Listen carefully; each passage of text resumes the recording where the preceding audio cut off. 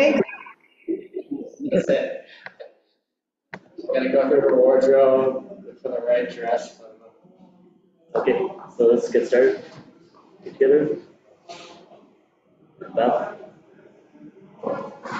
Okay, so welcome back to the class. Yesterday I started talking about Basujan, which is basically a legend of the White Snake.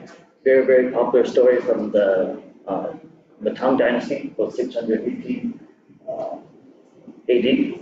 So if you guys haven't heard, then you can I'll just review a little bit and then just kind of go a little bit more in depth of what we were talking about.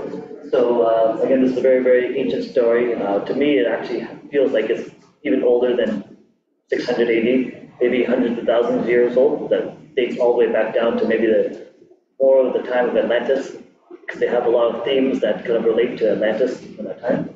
So that's what made, again, Hangzhou, the West Lake, so popular as a very, very romantic type place, and probably one of the most romantic place in China was because of the story. And a lot of other stories came with it, but from the Tang Dynasty, this is one of the four most popular stories that came out. So it's kind of funny, like this is actually really popular in Chinese pop culture, along with the television show To the End of the Moon. And if you haven't watched my video on that, you can tune into my Patreon and watch that first if you want. But they talk about all these spiritual concepts in popular culture in China. But then when you go to the West, they talk about zombies, they talk about apocalypse, they talk about war movies, all this darker type stuff, horror movies that are so popular in the West here, right? So, but in the East, it's opposite. They talk about more things about the heavens and stuff, or those spiritual concepts. And so it goes into the consciousness of people, because it's always been kind of like TV shows and stuff. So, this is one of the most popular TV shows as well.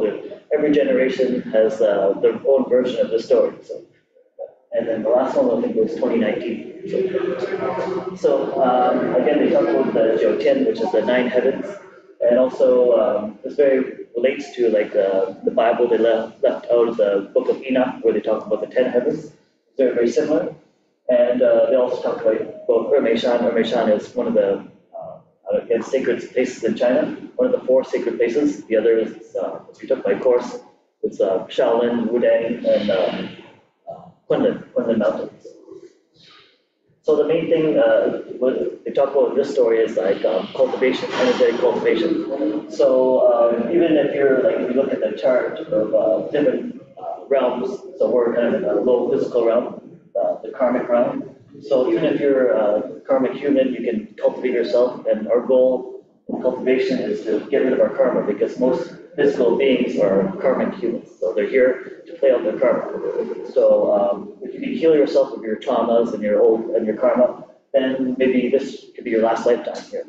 And then you can choose to, once you complete the karma, is move on to a different plane, a different existence. Like right now, the Earth is actually becoming more 5th dimensional compatible, same like what it was back in Atlantis time. It was 5D compatible. So your next incarnation, you can come back and be a 5D human. 5D humans are more like they have more, same like 3D humans, but they have more abilities.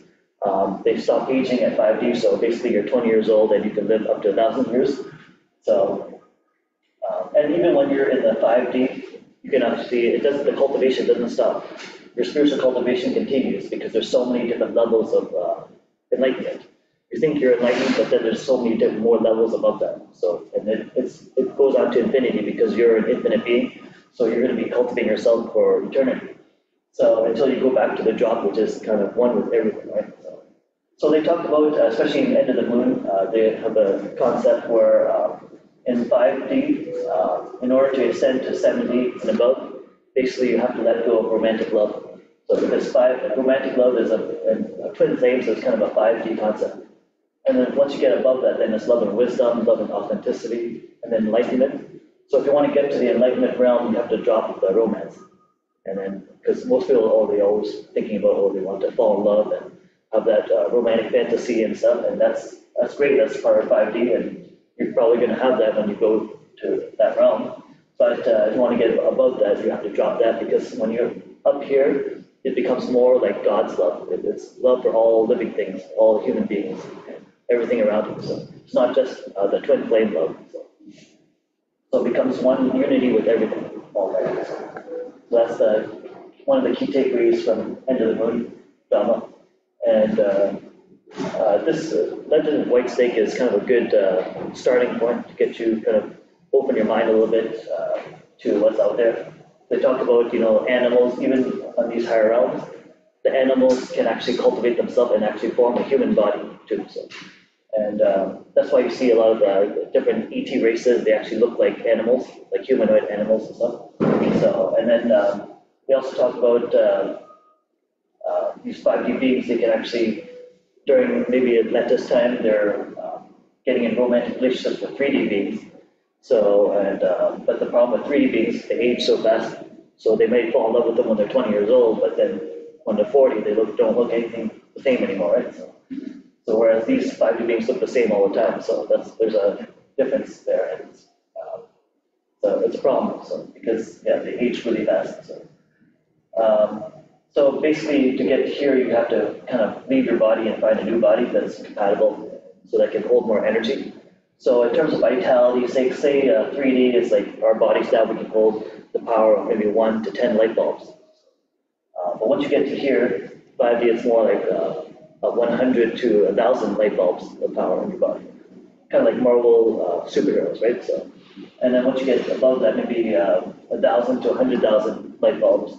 And then once you get up here, it's more like 100,000 to 1,000,000 light bulbs. And then once you get to kind of the angelic realm, it's like you have the power of the sun, kind of like that Captain Marvel, she can power the sun. So, and then they say the most powerful angel of all is Archangel Michael, and he has the power of 1,000 suns. So think of that, he has pretty much an infinite power source. Yeah. And then, maybe Jesus represents like pure love, Guan Yin represents pure compassion, Buddha represents pure enlightenment. So, and then Archangel Michael represents pure light. So everyone, slight difference, but one is slightly more yang, one is slightly more yin, but it's all unity up there. So, all right. So today we're going to practice something called the lotus meditation. The lotus actually is an ancient symbol that comes from an Atlantis time period, from what I've heard, and or from the Asia part of the world. And we're going to do a meditation from South Shaolin, so, to open third eye. And we'll practice some Tai Chi because I want to get some of you ready for our